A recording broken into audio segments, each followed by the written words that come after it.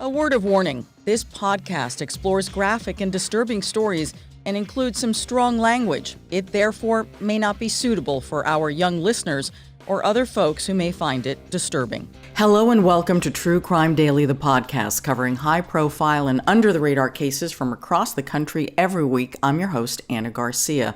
This is our 300th episode, and we wanted to do something really special. We are devoting this episode to crimes that don't get a lot of attention, crimes against animals, and those who seek justice on their behalf.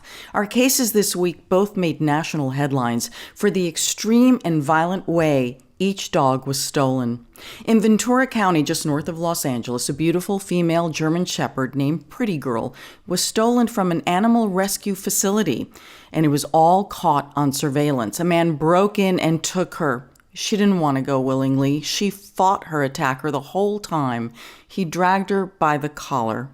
Hours later, she was found dying on the side of the freeway. Pretty Girl did not survive.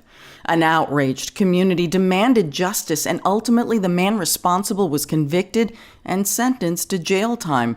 The rescue that saved Pretty Girl will be joining us. But first, the video that went viral of a woman in Los Angeles holding onto the hood of a speeding car in an attempt to stop the people who kidnapped her dog, a black and white male French bulldog named Onyx.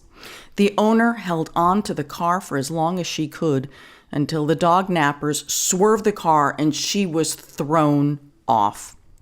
We are recording this on Valentine's Day, February 14th of 2024. Our guest today is Luis Bolaños, a former homicide investigator with more than 30 years of law enforcement experience. He runs his own private investigation firm called Get Bit, and he volunteers a big part of his time to help victims and survivors of crime. He is one of our favorites, one of your favorites, a dear friend of mine. Welcome back, Luis. It is such a pleasure to have you on the program again. How are you?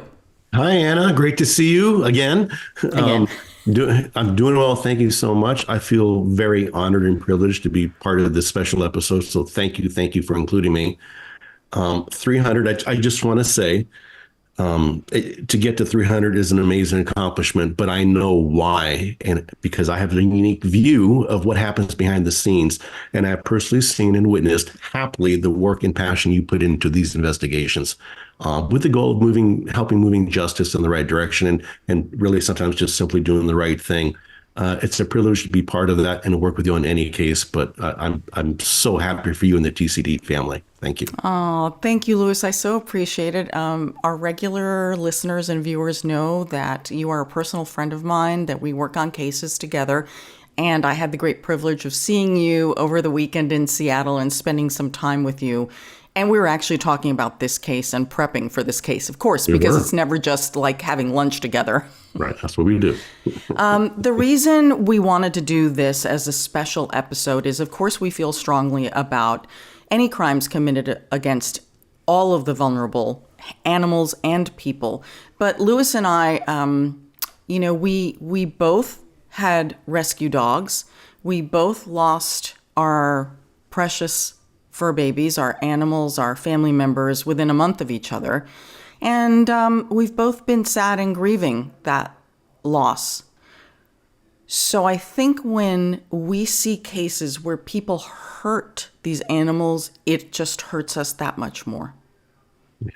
Yeah, absolutely. And look, we love being a voice for the voiceless, and animals are the true poster kids for the voiceless. They just can't tell you what's going on. You have to be observant, and when something happens, to help them get justice. And I think that's part of the journey we're on today. Yeah, and also for those of you, who are regular listeners, you would know that the secret life of Luis Bolaños is fascinating. There's always a story to share, and you yourself have investigated animal cruelty cases. I have, and so I think this is a good fit right now. I want to tell you about two quick cases that I think will tie into what we're talking about. But in my early patrol years, one of the cases I had in my first year working in the Coachella Valley near Palm Springs, California, I went to a place, a family had reported their dog stolen. And this was in a very unincorporated area, a very rough area. But when I contacted the family, they told me the story and how they went out rescued their German Shepherd, who was a 2-year-old female, and the kids, it was a Christmas present from dad to the family, and 3 kids, and they loved this dog, just loved this dog. We all get that, right? This dog, more than a dog, more than an animal, this dog was family. The dog was stolen from them. Someone went into the backyard and stole the dog. So long story short, things kept falling into place on that day, and I went from neighbor to neighbor to neighbor to neighbor to neighbor, and to following leads. In 8 hours, I found that dog and brought that dog back to the owners. And to this day, I remember how happy those kids were in the family, and because they really thought they would never see that dog again. The reason I'm telling you this story, happy ending, that they don't all turn out like that. But when I went back to the station at the end of my duty day, my sergeant called me in his office. He lambasted me. He roasted me, and he was very unhappy that I spent the entire day looking for a dog. And, that resonated with me because I thought, all right, I'll do it again. So no worries there. Okay, you really changed my mind. You really gave me a clear picture of what you're about. But that feeling that he represented to me that day is something that's still happening in law enforcement today in many places. Move ahead a year later or so, I get a call of dogs that were found dead near their owner's house. They were in a crosswalk. I'm giving the super short version here, but I go to this call, and with some other officers there, well-seasoned officers, I was still a young deputy, and it was pretty obvious. We determined that these dogs had been hit by a car because both their necks were broken. They were in the street and killed instantly. We went back to the owners, who happened to be major A-listers in Hollywood. They had a big show on at the time. They were a massive show. And they insisted that the dogs were poisoned and stolen out their backyard and killed and then put into the crosswalk. They wouldn't let it go, and they wanted to speak to my supervisor because there was nothing to indicate that. In fact, we found a back gate that was open. Well, the supervisor shows up and has a discussion with these A-listers. And the decision is made by the supervisor to roll the entire forensics team and treat this as if it was a homicide of a human. And I got to tell you, and he also was instructed to sprinkle fingerprint powder everywhere, and he called it PR dust. Just to, and so, there's both extremes where nothing's done. If something good happens, you still get lambasted for wasting your time on an animal, to these people are special. Let's treat their case differently than you would anybody else. So I think we still have that spectrum, that full spectrum to today. And I'm hoping we can help move that in the right direction also. But it's always been a problem historically, and I think it's going to continue to be an issue. It's just not a case that departments put on their top list here for a variety of reasons, and I get that, but where's the perfect balance? Yeah, and these 2 cases did get police attention. One, there's been an arrest. The other one, there's been a prosecution and a sentencing. So these are cases in which law enforcement took these animal cruelty cases quite seriously. When you love someone, you protect them the best ways that you can. That's why I recommend Simply Safe Home Security. It's an advanced system that protects every inch of your home and backed up with 24/7 professional monitoring for fast emergency response for less than $1 a day. One of my favorite parts about Simply Safe is how easy it is to use.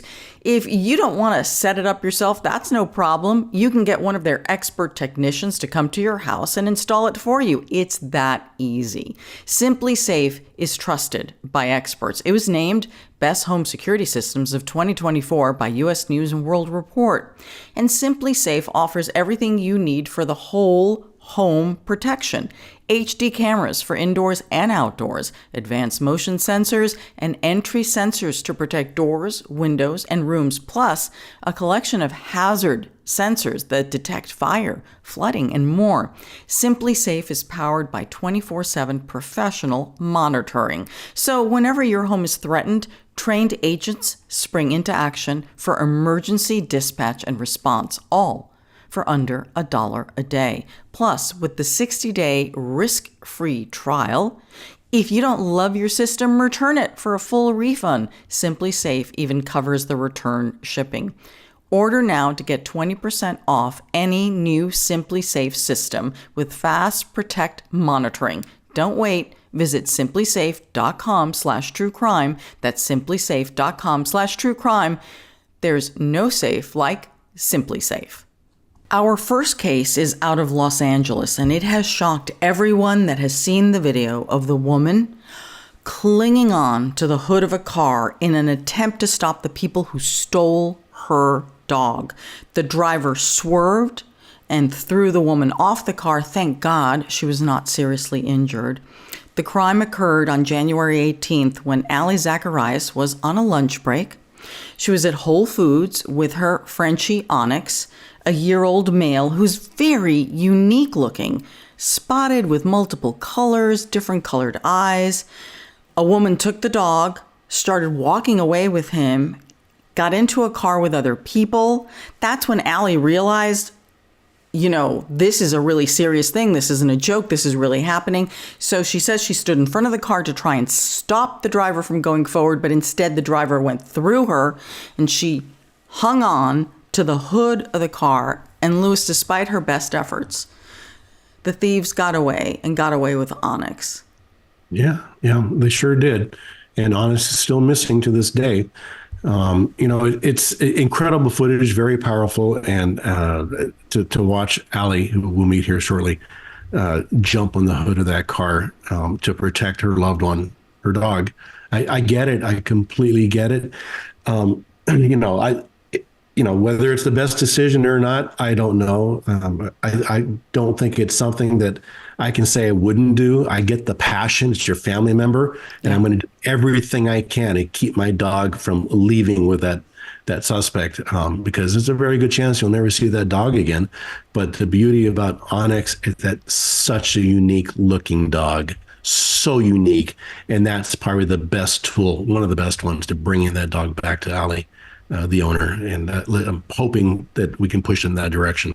Yeah, there's also been an arrest in this case since this happened. It's been a month that Onyx has been missing, but a lot of things have happened in this case. And, the one person we all want to talk to is Ali Zacharias. I mean, to hear from her this experience, the agony, the trauma of having your dog taken, I can't even imagine. We now have Ali with us. Ali, I'm so sorry for what has happened to you, has happened to Onyx. How are you doing?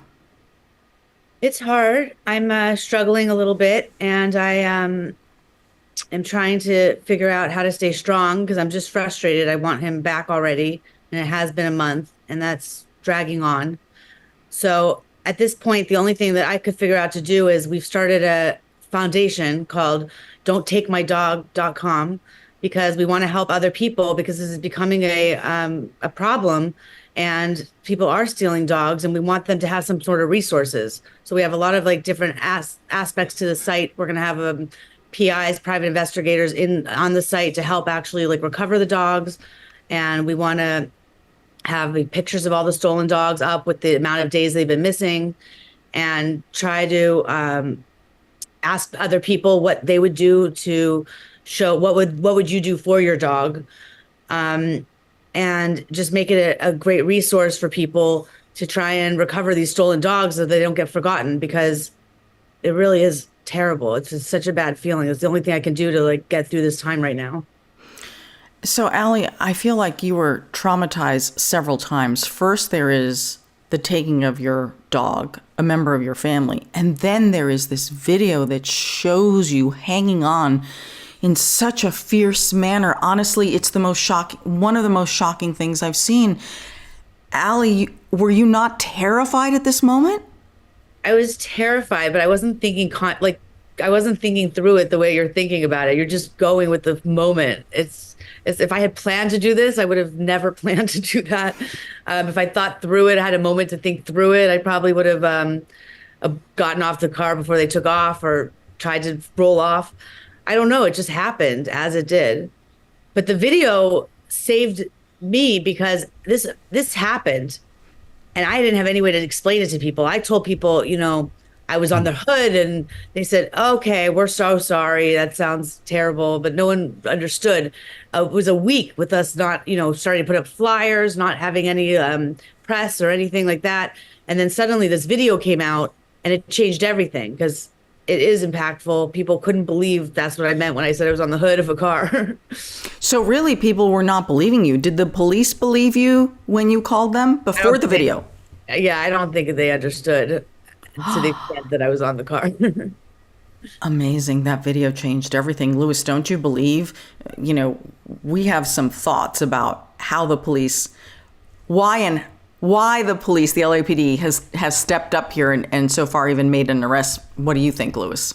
Yeah, I think, Ali, how do you feel? I think I read some of your comments in previous interviews you've done. But do you think media motivated law enforcement at all? Yes. That's why I'm so thankful for this press, because it's definitely lit a fire under the police. Detective Ramirez said to me, this is the only case I'm working on. And he's really trying to focus on it. Unfortunately, what I've learned is there's a lot of protocol that the police have to go through in order to get anything done. They have to get, a judge to sign off on, the search. They have to have, everything has to be like legally done. And it ends up slowing down the process extensively, which I don't even know how you can solve a case with all this protocol. Yeah, there are a lot of layers. Definitely. And it's the other side of it too. I mean, if it's an exigent circumstance, if they have leads that are happening right now, they can act on that, but they have to parallel that at the same time with dotting their I's and crossing their T's, getting search warrants, arrest warrants when it's appropriate. There's a balance there, but it really shouldn't interfere with it. If we get a phone call and you say your dog is over here right now, you should be able to go over and secure that scene. Right. How the paperwork is being obtained. To make sure you do everything right. And that's the main thing here, because you want it to stick, right? If they do make an apprehension in this. I have to ask, did you recognize this Slater, the suspect that was arrested in this? I did.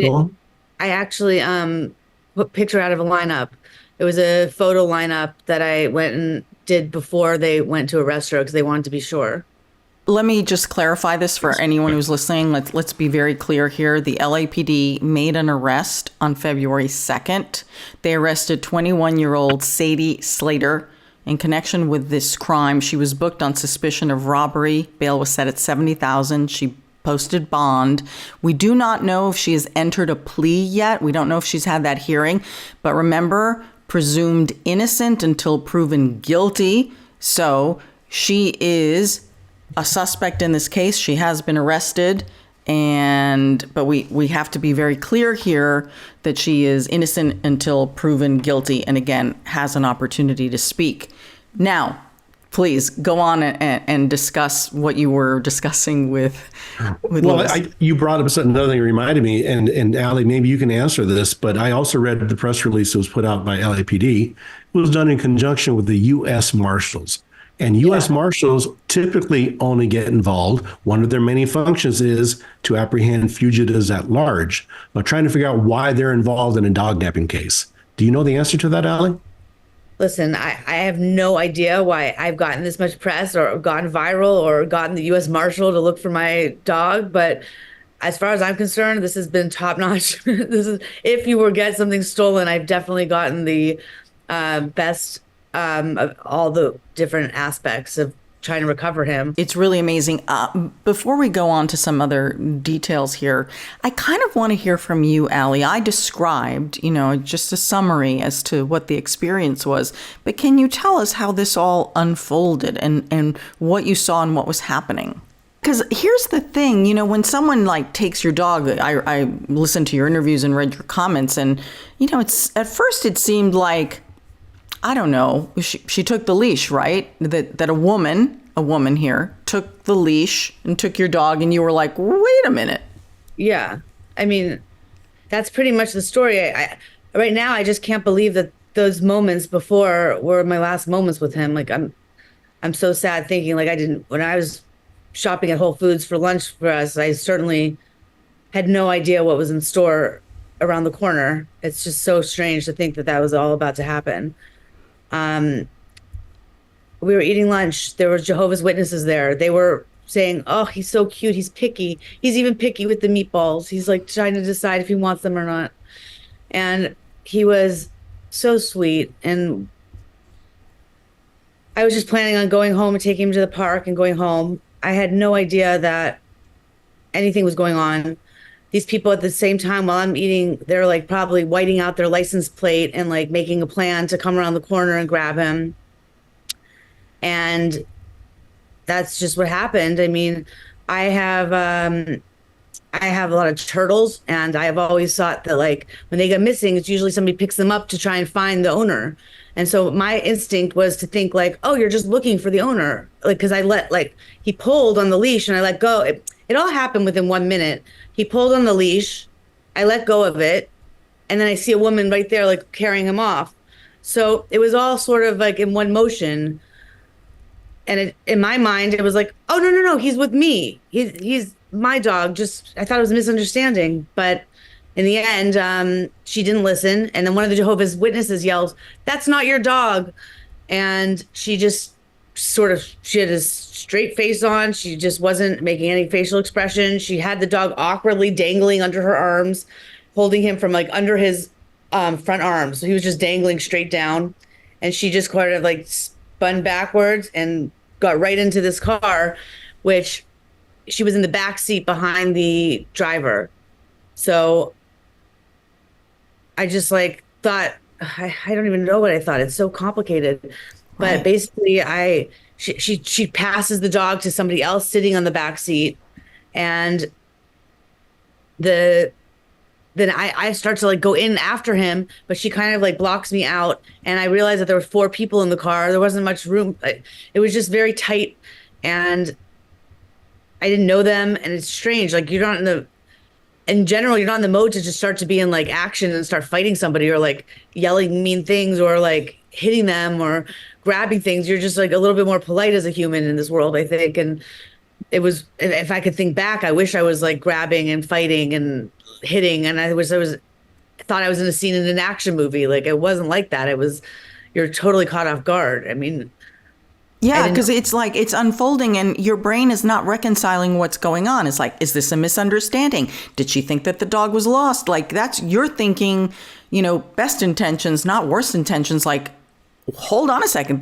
That tug of the leash was someone grabbing my dog, you know, and running away with it. And again, happening literally within seconds.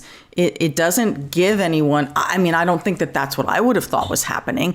But you realized that once they got in that car, then your brain flipped and you're like, no, you're not leaving with my dog. And that's the amazing thing is that moment that you just. It was the minute the door locked. The minute the doors locked. And I realized that I was on the other side of these locked doors and my dog was in there. And I just felt this moment of like vulnerability. Like I can't reach him anymore. He's in a different space than me. Like it's locked in. Ali, when you stood in front of the car, your more innocent part of the brain probably said, they'll never, I will stop them. That will stop them. Standing there was enough to stop a car. I did not have any idea they were about to drive into me. Once they drove into me and I was on the hood, I just like felt like, don't leave. I just felt like, stay with me. I just needed my dog nearby. Like he was still so close at that point. I was so far from him, but so close. Like it was still locked. When I was on the hood in the beginning, I tried to break the hood open. Like I took like one like knock at the windshield and it was so heavy and secure. It was like, okay, I didn't take another one because it was like, obviously I wasn't going to break through it, which I've talked to people now and I've learned that you can break windshields. You have to sort of like go around the whole thing and knock it. I've heard there are like tricks to breaking windshields. And I mean, I didn't know I needed to know that, but, oh my God. I did have the instinct to like try and break in. Like I was still trying to get to my dog.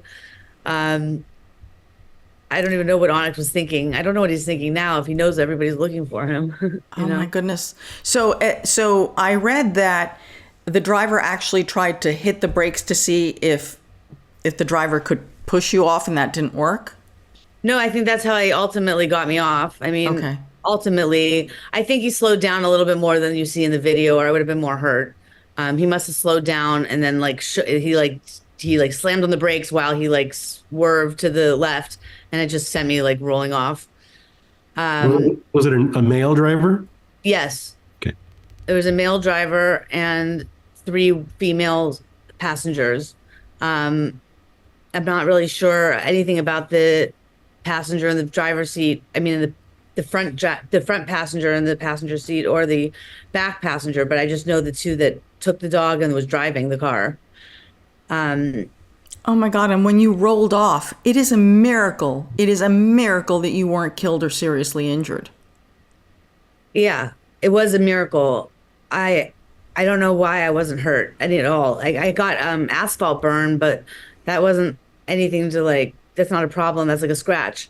I was more hurt emotionally. I was like, not just did I lose my dog, but I'd been defeated. Like they had taken from me. They had controlled me. They had taken from me what I was clearly fighting for against. I felt like a failure. You know, I didn't get the dog. He did get away. They did get away with him. I felt like at that moment, there was no one around. I looked around, there was no one. I sort of whimpered and pulled myself up and just said, how am I going to explain this one? I mean, there goes Onyx. Like, I just couldn't even wrap my head around starting to like explain this to people. And I felt so stuck. I felt really stuck. I had no, I just had to go, I had to go with the flow because there was nothing I could do. It was just being taken from me and I had to just accept it. You fought to the bitter end to save your dog. There's absolutely no question about it. It has been recorded. You know, you absolutely did. What I'm curious about, and it may, you know, I realize a month feels like an eternity, especially when your dog has been stolen. But given the neighborhood, because there's so many cameras in downtown Los Angeles, that while this video is crucial to what happened to you, there has got to be more digital forensic evidence here that the authorities are working on getting to further identify the car, the drivers, everything. They got the footage from Whole Foods. It shows the woman picking up the dog, but they couldn't get a facial recognition on her. So there's something to cameras that are annoying too. Like they get almost what you need, but not enough for proof. I guess legally you need to have more facial recognition. Yeah. What's now, what is interesting, another development here, and this is being reported by the Daily Mail. So we have not been able to confirm this with the LAPD. So please keep in mind that this is the Daily Mail's reporting. They claim to have photos, although the photos they published are only of the dog. They claim that the photos show the dog on a lap in a car, and that's what we see on the Daily Mail. They claim, as part of their investigation, that this photo is part of a text exchange with another individual, and the information being exchanged is about, do you know who would want to buy him for $2,500? And we see a picture of a dog that looks a lot like yours. We can't say for sure who that is. It is not clear. The Daily Mail is making that claim. But can you at least, Ali, tell us, is that your dog in that photo? Yes, that is my dog. That is so weird to see him being sold. That's my dog. He looks a little sad. I mean, he maybe always looks a little sad. But he looks confused. Allegedly, that was her text to somebody. So, wow. So there's a lot. I mean, clearly there is a lot to this investigation. Louis, what else do you think is going to be pertinent here in figuring out who was the driver, who else was in the car? What kind of other evidence do you think they're looking at? Well, I think it's important, Allie's perspective as to who, because she says she recognized Slater from inside the car. Where was she sitting? In the front or the back? She was behind the driver. Behind the driver. She's the one that carried the dog away from me. Mm-hmm.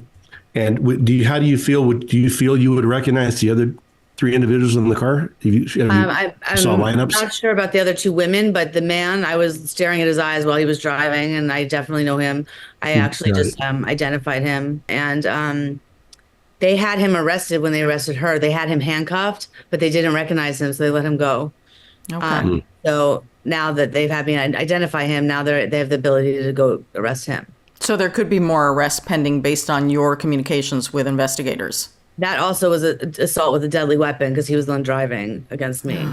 Oh, Goodness. Yeah, They're all going under burglary. They're all going under burglary right now, but yeah, as they should. To answer your question more, Anna, there's, like as you mentioned, digital evidence out there, right? They all had phones in that car. We know possibly two of the individuals who may have been in that car allegedly, to follow their digital trail and where they went to after that theft, after that robbery. It's an actual robbery. And you know what? It's an armed robbery, not with a handgun, but it is a robbery by force or fear.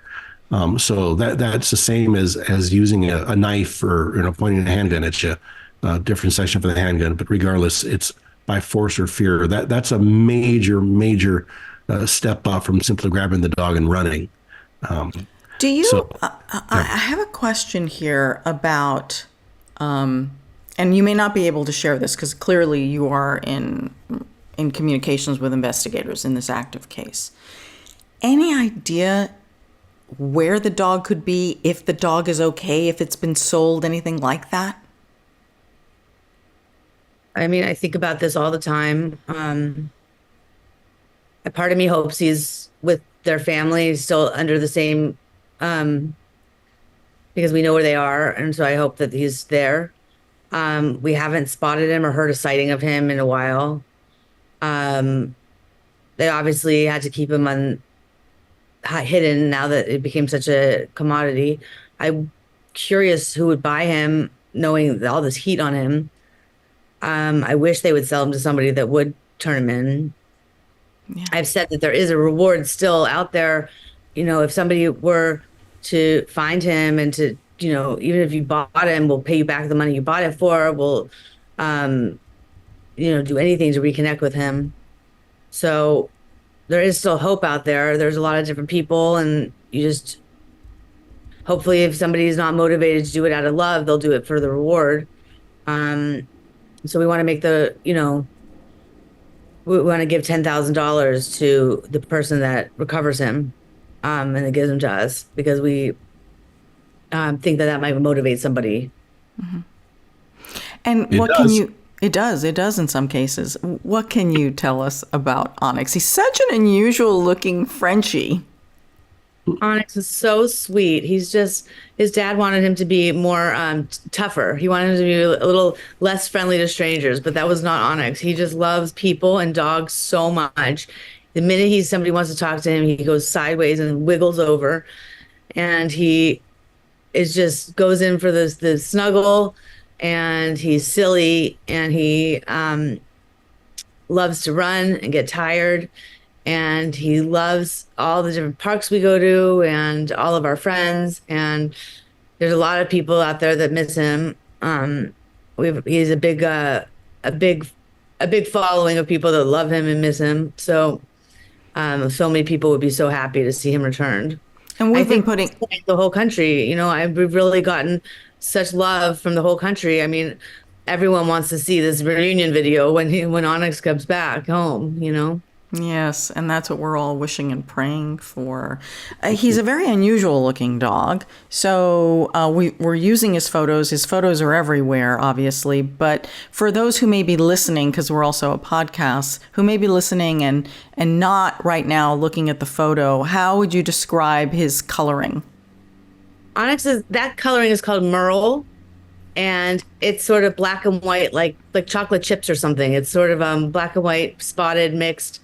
One of his eyes is green and one of his eyes is blue.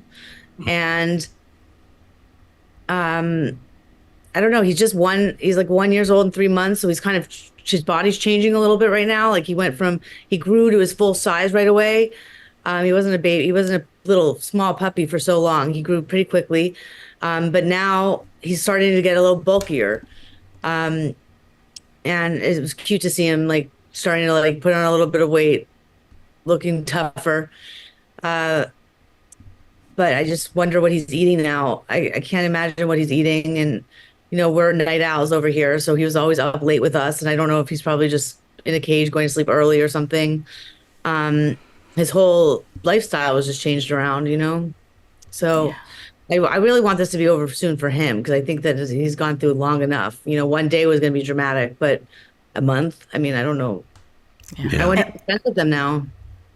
I read that someone had actually tried to scam you, claiming to have the dog and got some money out of you. Can you share that with us?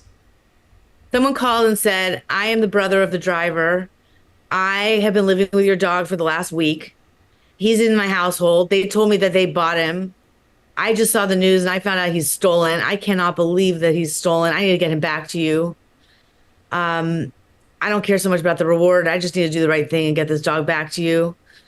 And we said, thank you so much. He said, I just need some gas money to get to meet up with you. So we were just so excited. We just sent him $50 right away on a Cash App. And then he didn't answer for a minute. And then we started texting him, and then he came back and answered again. He still continued to have us meet him at the CVS. No. And then he never stopped. He never scammed us and then ran. He almost kept going. Then he did kind of ghost us and disappear.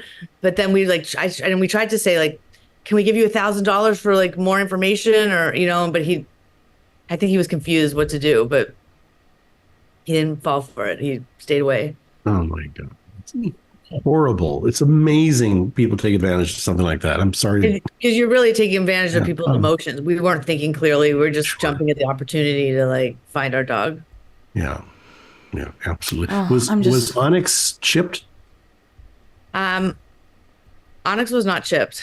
Oh, I'm sorry. But I don't think that's going to be the problem in this case in particular. Yeah, I agree. He's wearing his ID on the outside for sure. Oh, he's so unique. I mean, that's what's very special about him, is that he's so unique, that hopefully everyone in the dog world is on the lookout for a dog like this, because no one else looks like him. Yeah. I mean, people have been sending us a lot of imposters. They've been adorable and they've been really close. And I found out there are more dogs that look like him than I thought, because there are a lot of people spotting them, and some people really believe it's him. But we've investigated each case and it hasn't been, or we finally got to a picture and it's similar, but it's not him. So there's a little bit more out there than just him, but I still think we'll know the situation. Yeah. It is. We have had a horrific history here of violence in the Los Angeles area when it comes to the stealing of French bulldogs.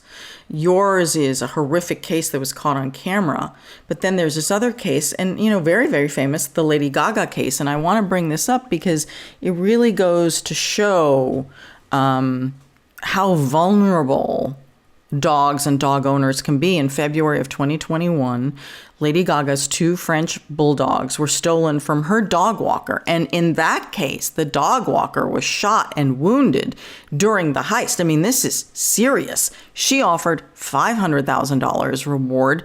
The dogs were ultimately returned, but police determined that the woman who returned the dogs, they claimed, was part of the heist. And so they said she should not get the $500,000. Then the woman goes ahead and sues Lady Gaga for the $500,000 plus $1.5 million in damages for the emotional damage that she has suffered, right, in stealing Lady Gaga's dogs. And the judge tossed out that case in 10 minutes and said, this is absurd. But I have to say this, Ali, ever since that happened with Lady Gaga's dogs, when I see someone walking their Frenchie in LA, I get very nervous. I get really nervous. And now your case is... It's just too bad. They're just sweet little dogs. I don't know why they're so expensive. And I don't know. It's just made a target out of them. I really feel the odds are really in your favor of getting your beautiful dog back. And of course, you said it yourself, you have a hell of a team apparently in law enforcement that you're very much appreciative of and doing a great job. And they're passionate about doing everything they can to get Onyx back. So I feel really good about the outcome here. I have to think positive here, but I hope you do too. I know it's tough. Could I say one more thing? I just wanted to say that my friend from the dog park, our little dogs play together, and he's such a sweet man. Tim Scully has been instrumental in helping me reach the media and, stay on this. I miss my dog more than anything, but that doesn't mean I'm a detective or, Yeah. ready for this type of like fight. I mean, it was a lot, and he stayed on me every day and said, "Did you call this person? Did you do this? Did you make your flyers?" And he just really got me to the point that we now have a lot of help. So I just That's wanted wonderful. to him. Yeah. Yeah. Yeah. The support of everyone from the dog Yeah. park. You Good gotta job, love that. Mr. Scully. Thank you. Good work. And Ali, we will be following this case on Thank the you. podcast. We thank you for joining us and telling us your heartbreaking story. And I, like Lewis, am optimistic and hopeful that Onyx will be returned to you. Thank you so much for this extra press and reaching more people, and just hoping everybody knows. Yeah. Thank Fingers you. crossed. Thank you, Allie. Thank you, Ali. Our next case is out of Ventura County, where a female German Shepherd named Pretty Girl was stolen from an animal rescue facility in Camarillo operated by Paw Works. The entire thing was recorded by surveillance cameras. It is horrifying to watch this man drag her out of her crate, her safe space, hit her over the head, and pull her out by the collar. Pretty Girl was a 3-year-old German Shepherd mix who was rescued by Paw Works from a kill shelter. And they were working on rehabilitating her, making her a more confident dog, with the intention and the whole point of finding Pretty Girl the perfect family that would love her, support her, and understand her. And her chance was taken away. Taken away. That dog thief broke in at 2:40 a.m. on June 9th of 2022, and later that morning, the dog was found along the side of the 101 freeway, badly injured. A good Samaritan picked her up, got her to the animal hospital, and because she was chipped, the hospital called Paw Works, who got her to their facility. But it was too late. She couldn't survive. When she passed, she was surrounded by people who knew her and loved her. And that to me is important. I am so upset about this case. I watched it unfold in real time, have been wanting to do this case for a long time, because when I saw the pain and the pleas from Paw Works and from Brittany, who you all are going to meet in a minute, I just was sick to my stomach, especially when the last thing that they had of Pretty Girl was her collar and then the rope that the man used to pull her out by. Yeah. I'm so upset about this case, Lewis. Yeah, no, understandably. And so am I, and I'm sure many, many, many of our viewers are also. But you bring up a good point with the chip, right? Chip your dogs. It's so important for so many reasons, but you described it perfectly, and I've spoken to many veterinarians, that how important it is to be there with your dog when it's time to let go, whether it's medically done or whether they're just so sick. It's inevitably going to happen, because all they're doing when those last hours, those last minutes come, is looking around the room, looking for you, looking for your family. And that's really the only comfort, the best comfort they can get at that time. So at least Pretty Girl had that opportunity, but it should have never happened. She shouldn't have to go through that at all. And I know this is really raw for us because we're still grieving our animals. Mm-hmm. Yeah. I get it, Anna. I get it. I know. All right, let me compose myself here. Okay, so Paw Works offered a $17,000 reward for tips, but what actually broke the case here was that the suspect, this is insanity, Lewis, came back 3 months later, broke into the facility again. Okay, they have surveillance cameras, they have alarms.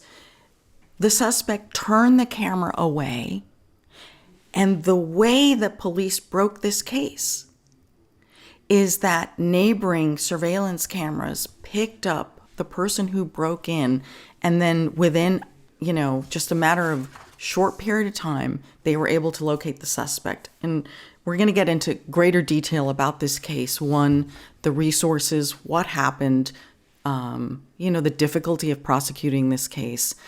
And so we're going to bring on Brittany Vizcarra now, who is the Director of Operations for Paw Works. If any of you followed this case, you saw and you heard Brittany's pain representing the organization in her ordeal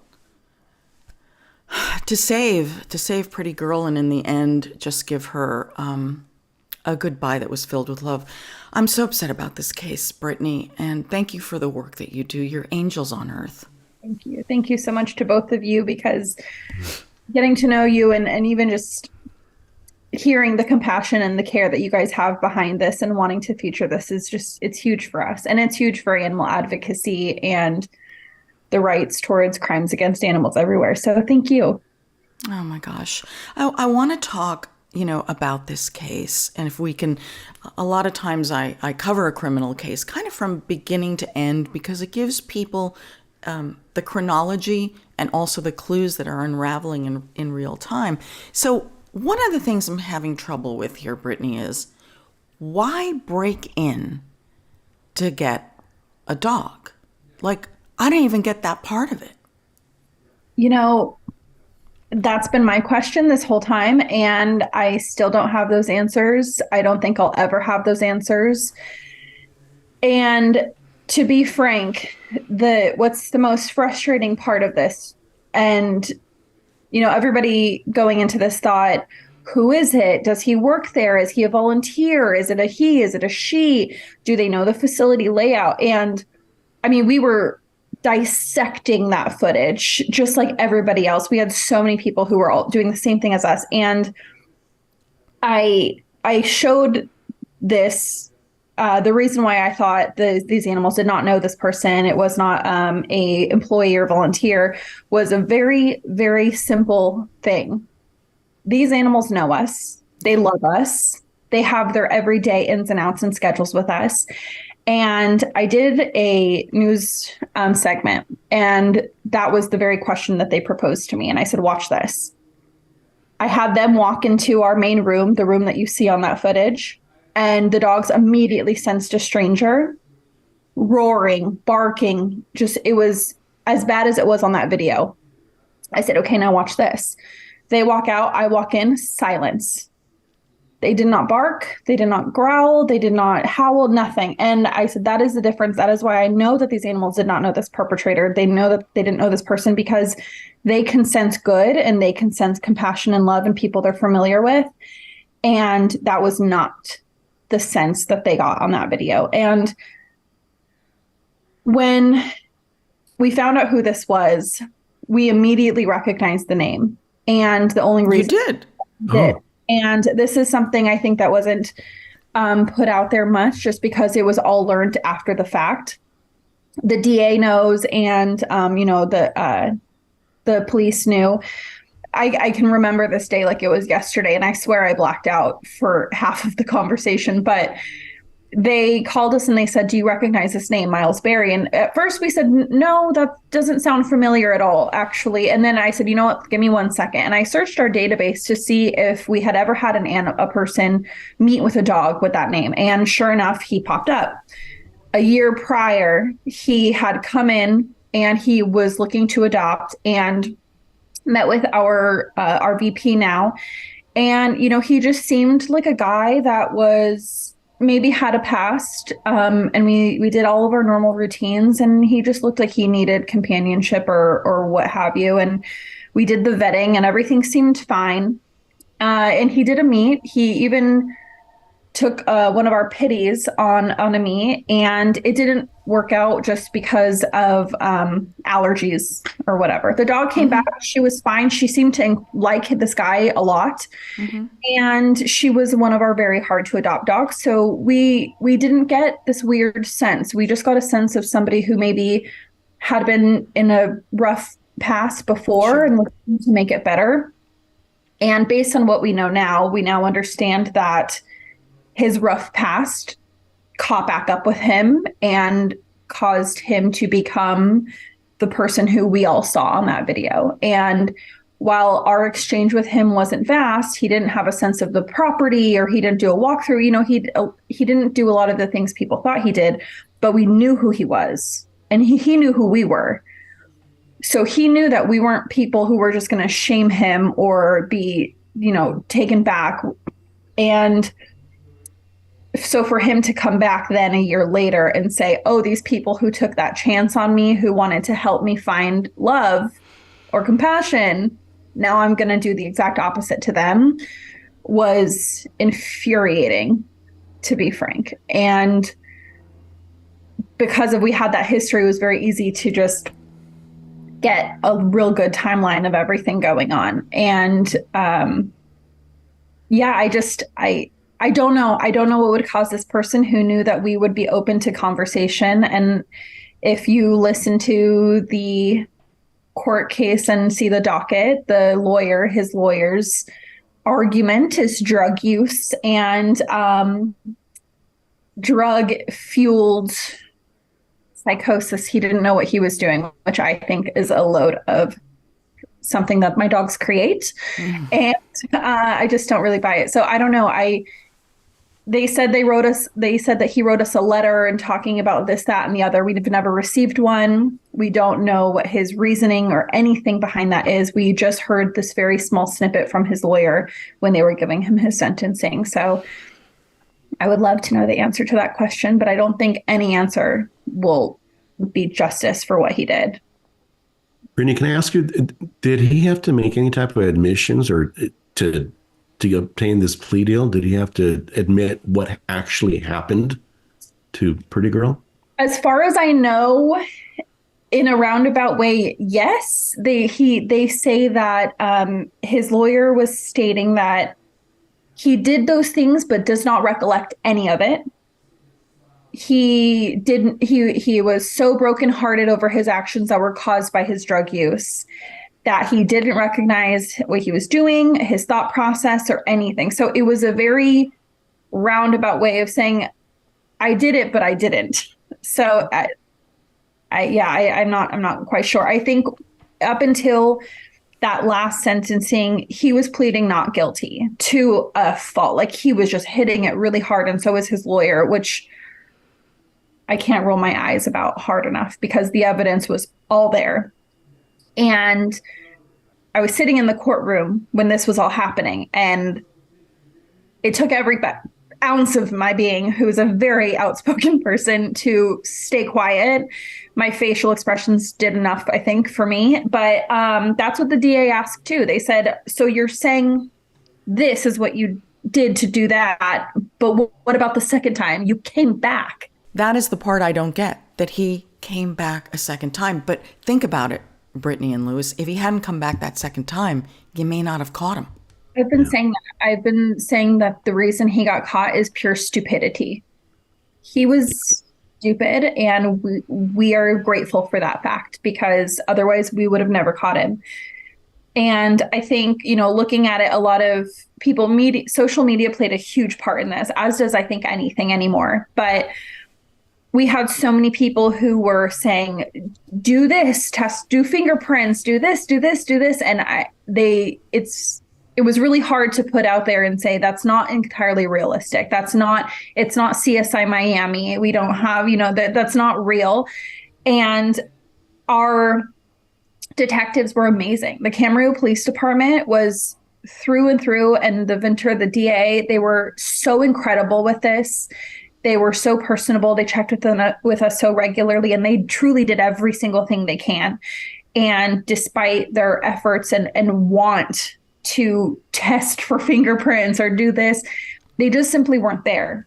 Our location is on a very busy road surrounded by agricultural fields. So it's dusty and dirty, and there was nothing to grab. And even grabbing those little bits of the kennel, the dog kennel, it's so minute. It's barely even a fingerprint. So they did everything they could that day.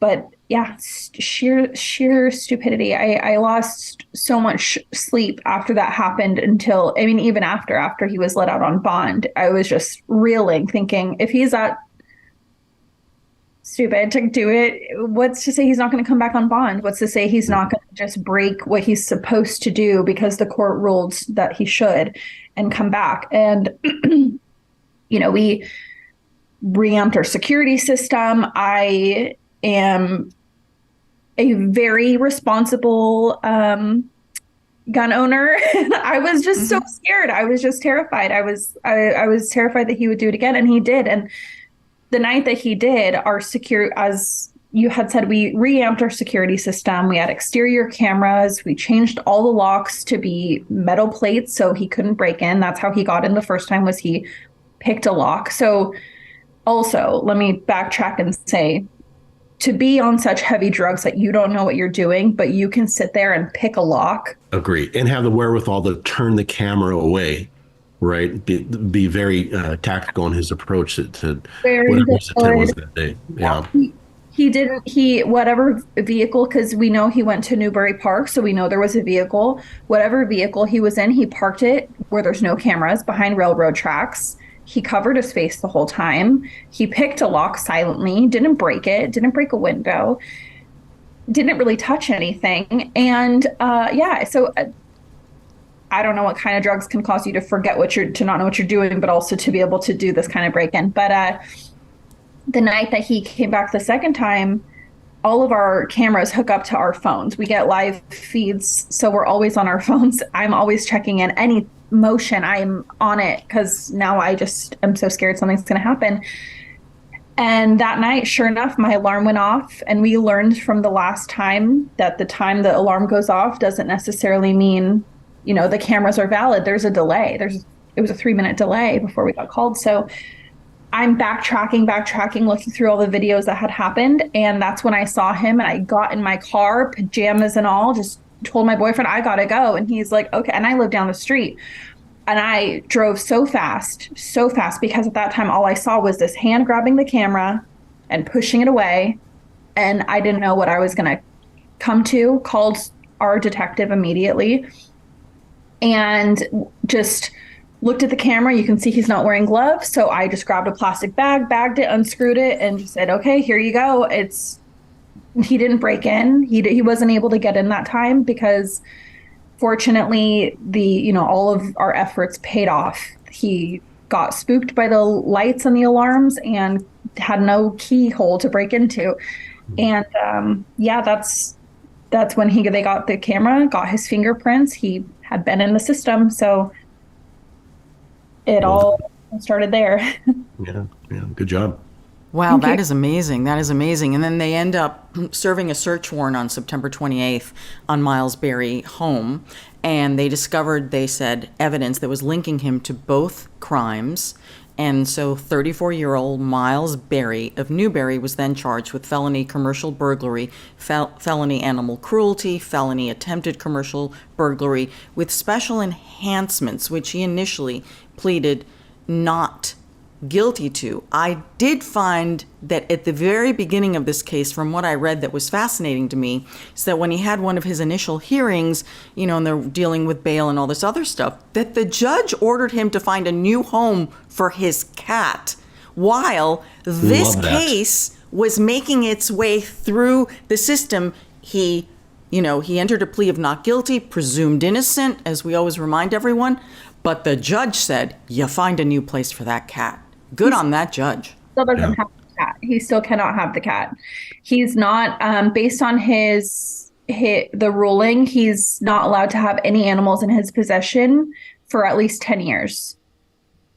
And there's not enough, but great. Yeah, love that. Home, if somebody else has an animal, it can only be under the circumstance that that animal is like a emotional support, therapy, etc. That's a necessity, but not to him. Yeah. Wow. So I want to go back to the beginnings of Pretty Girl. I want to know more about Pretty Girl, and then I also want to talk about that night she was taken, because the surveillance video to me is very intriguing, because she's not the first dog he went after. He tried to get another dog out of the kennel in the center of the room and couldn't, because that dog just would not. And so then he looks around and he finds Pretty Girl and manages to pull her out of the kennel violently and then hits her. But tell me about Pretty Girl. I will do my best to not get emotional because I just can't help it. So Pretty Girl came to us from Avenal, which is a shelter in the Central Valley, and they are incredibly rural, very high euthanization percentages because they simply, to be frank, their county doesn't, not the community, but the county doesn't care so much about the shelter.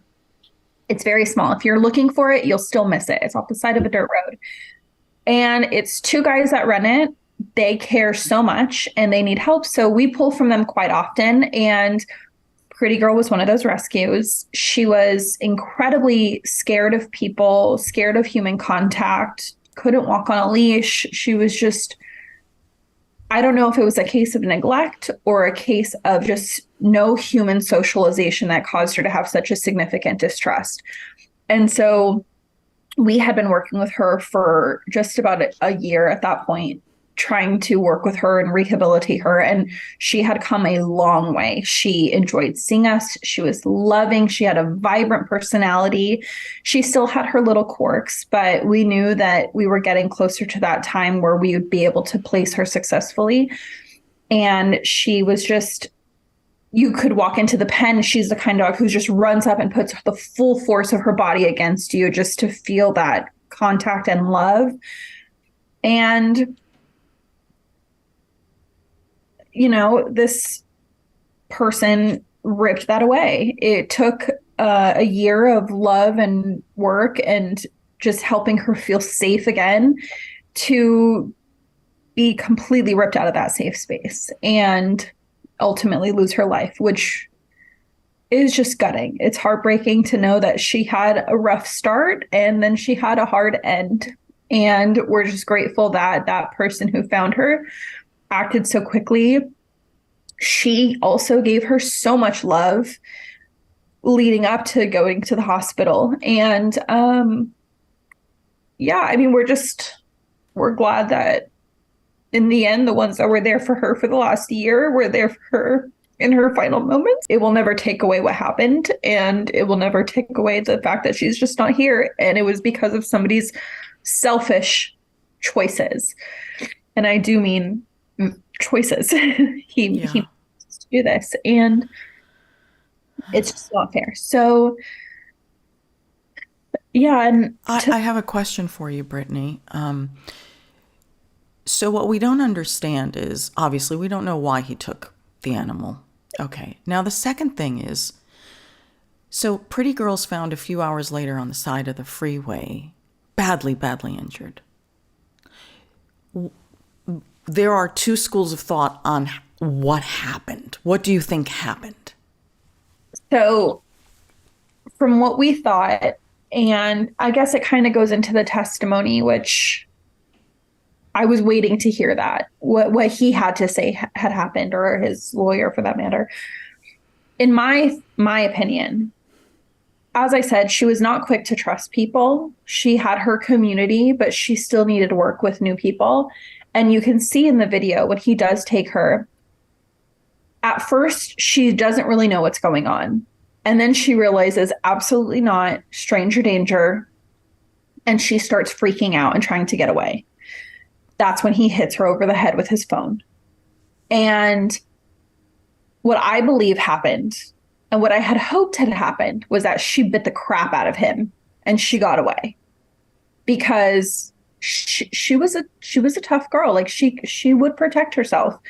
And that I was hoping, I said, I hope she got a chunk out of his arm, and the police department were putting out to all hospitals saying, if anybody comes in with a dog bite, call us. And while I hope that he was harmed, from what I understand is he attempted to walk her on that makeshift leash, and she said, I don't know you. And she broke away from him and she took off. And from reports of people seeing her on the freeway, she was running back down the grade towards Camarillo as if she knew she was coming home. It wasn't until somebody tried to catch her that she got over, and then she was going back up. And she was kind of going back and forth for a bit before she was ultimately hit by a car. So as far as we know, she knew what she was protecting herself, and she was able to get away from him. It just unfortunately didn't work out for her to get home. I'm just sickened by this whole thing. Just sickened. Really sickened. I mean, it's been some time, but we think about her every day. You know, we have her paw print in our office, and we talk about her all the time, and we talk to our staff, and our staff has been so excited just that this case was even going through court. Yes, we agree. Getting Pretty Girl's case to this point is really unbelievable when you look at the statistics. Experts believe as few as 0.1%, not even 8% of animal offenses are even reported. How about that? Ugh. Right? Barely even reported, let alone when you start with such tiny numbers, then you try and figure out the prosecution levels. That's why I thought it was important to discuss this case, because I just have to wonder what the reason is for that.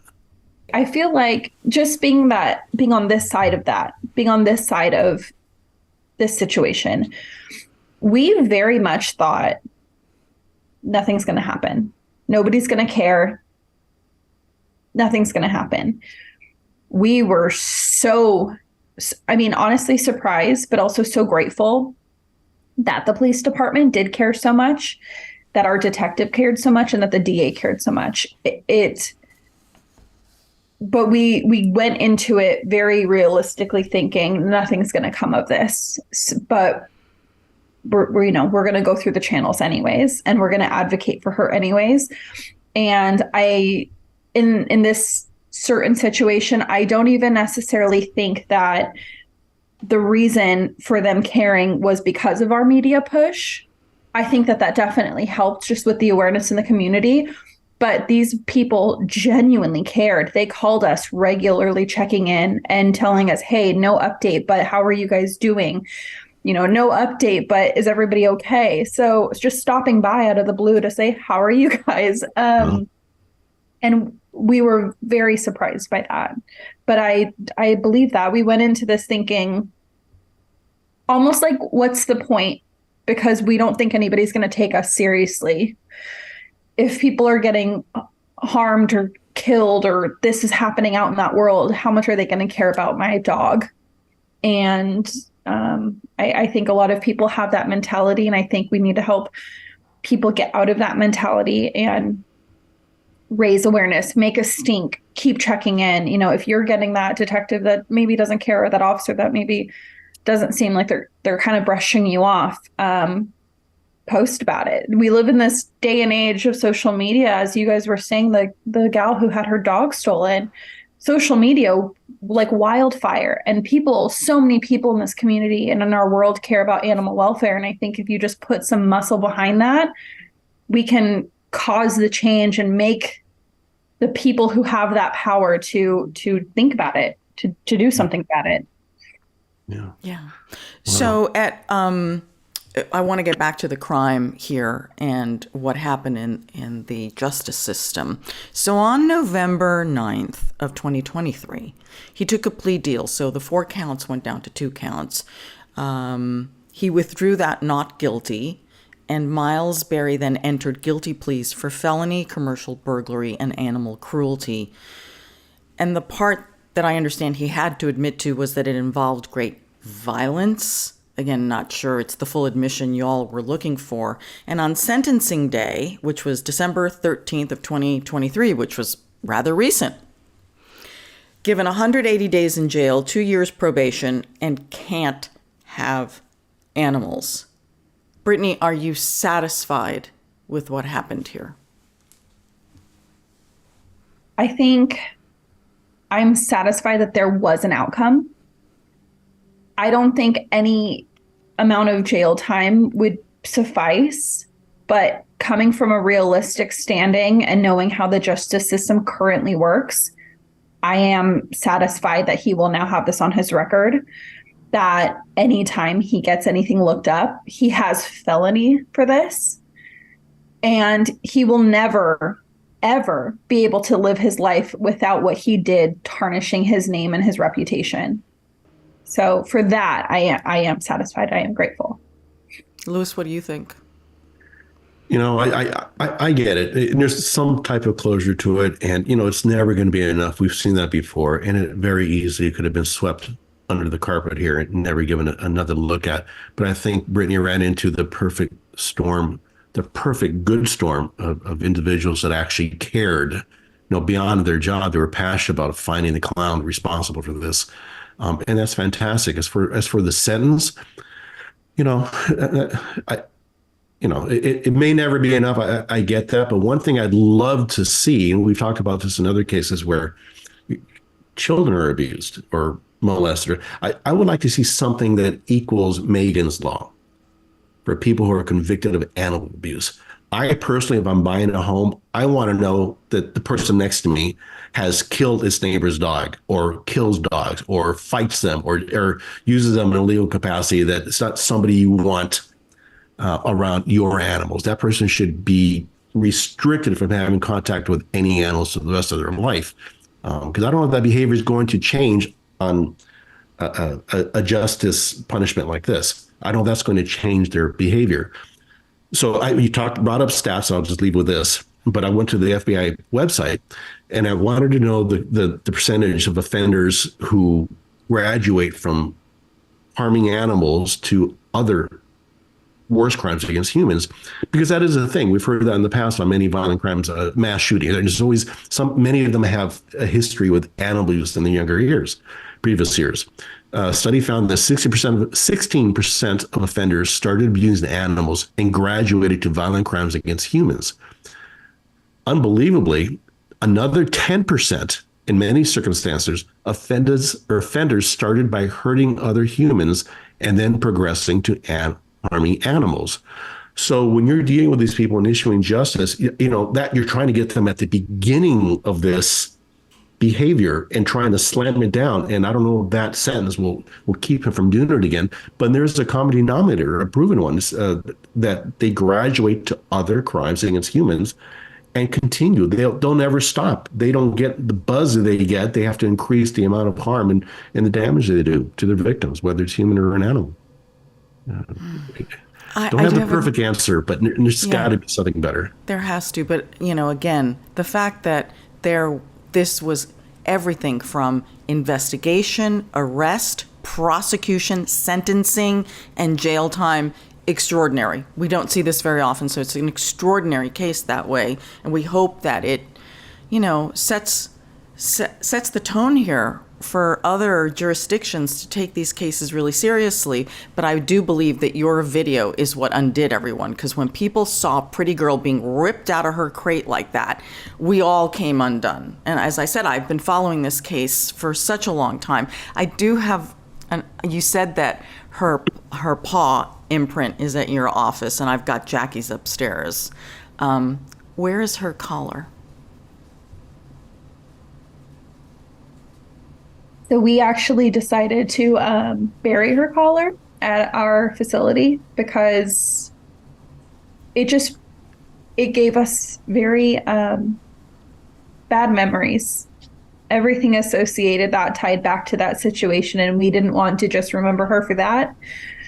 We wanted to remember her, who she was for that year that we had her and that growth that she showed and the potential she showed.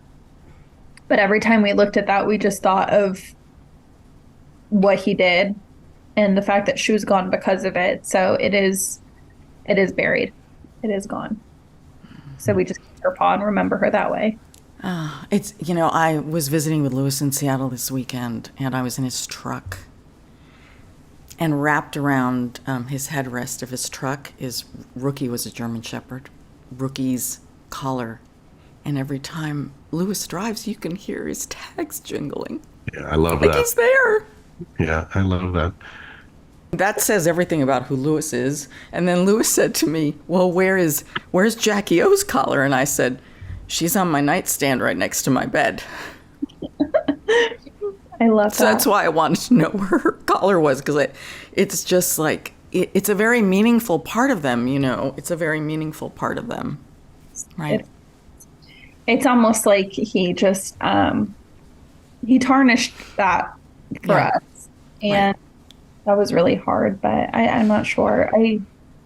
I truly hope that with this thought process and with more people becoming so aware and people are becoming so involved with animal welfare and the compassion behind it, that it's just starting the precedent. And I do love what you said, Lewis, about having like a Megan's Law. We've been saying that for so long. And, we, in our system, we have something like that. But that's just us. And if we had this universal bank of information of people who just should not be near around, that would, my pool of people is already so small, and that would probably just diminish it more. You wouldn't want any of these people in your pool anyway, so that's okay. That's a good slice of the pie to chuck it. Yeah.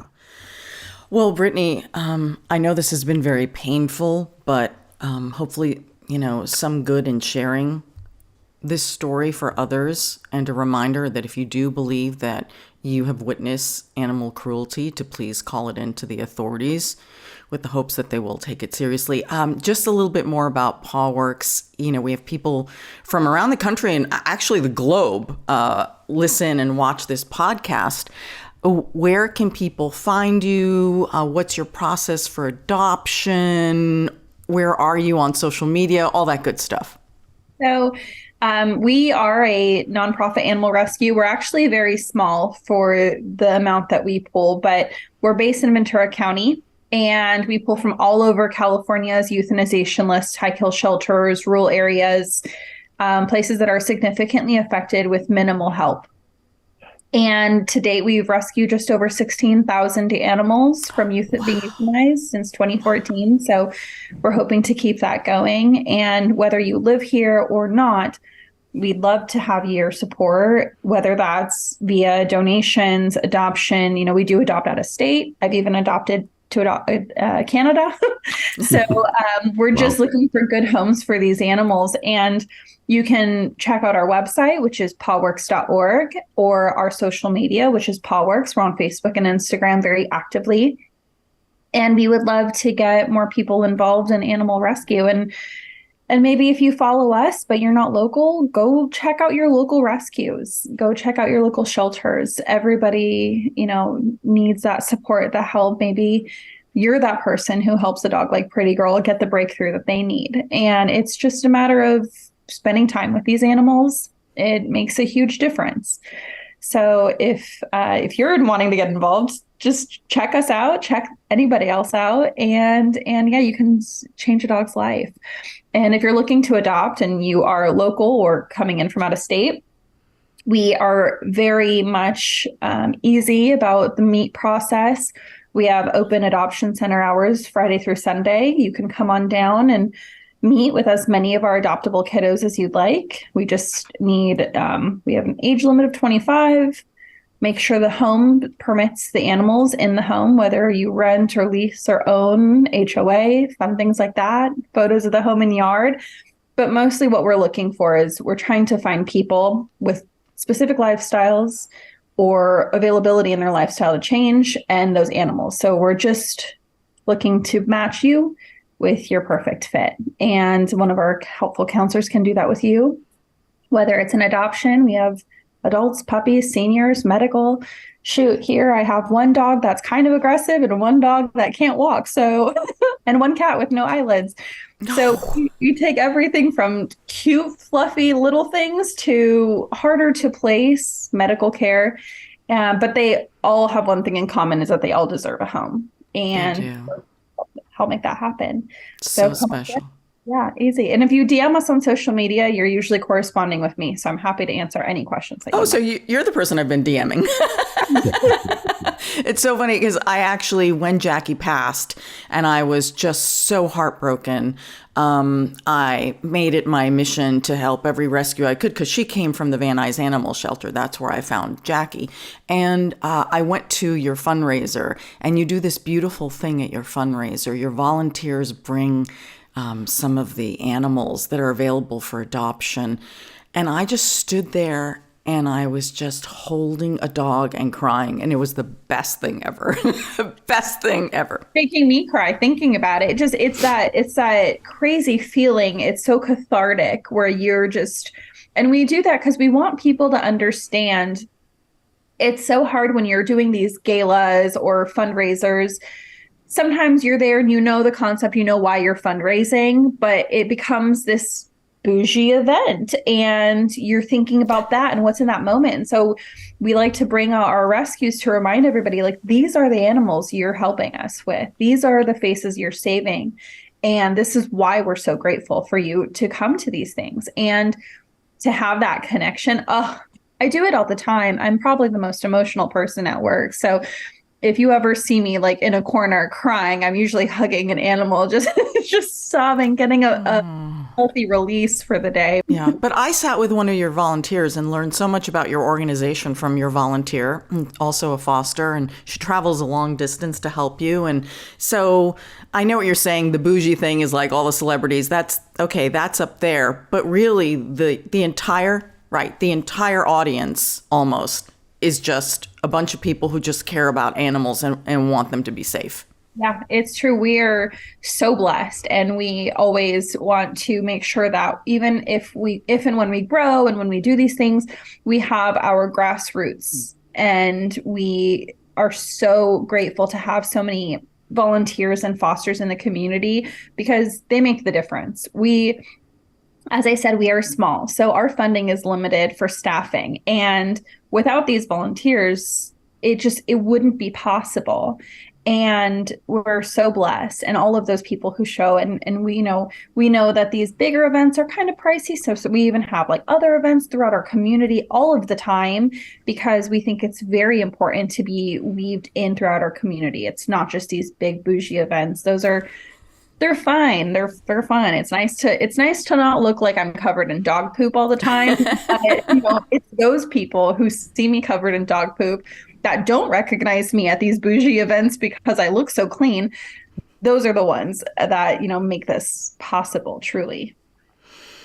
Well, Brittany, it's been a pleasure to get to know you, and I'm very sorry for everything you've been through, but I'm so grateful that you and Paw Works exists. Thank you. And I'm so sorry for your guys' loss too. I can't even imagine. So our whole team's hearts are with you guys, and we appreciate you highlighting animal cruelty and prosecution. So thank you. Thank you. Thank you, Brittany. Thank you for your great work. Keep it going. Louis, this has been a truly special podcast, an emotional one, a special one though, and one that I think is important. So thank you so much for helping us do this. Thank you, Anna. It needed to be done, and I'm glad we did it, and I'm very happy and proud to be part of it. So thank you. Yeah. So, Louis, where can people find you on social media or elsewhere? Yes, ma'am. I'm at getbitinvestigations.com. My entire social media footprint is there. Thank you.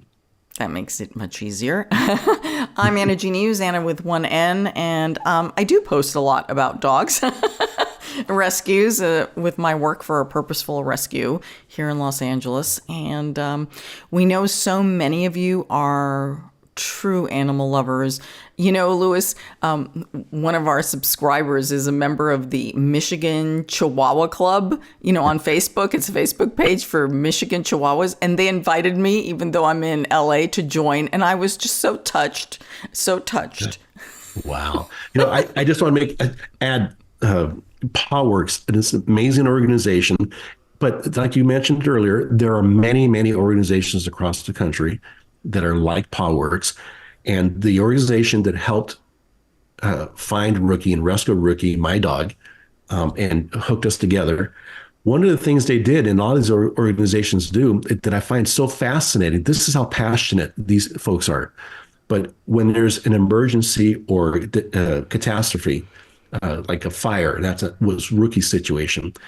Law enforcement emergency crews many times won't go into areas where it's just out of control. They pull people out of there. They won't go in there to rescue animals. They just don't.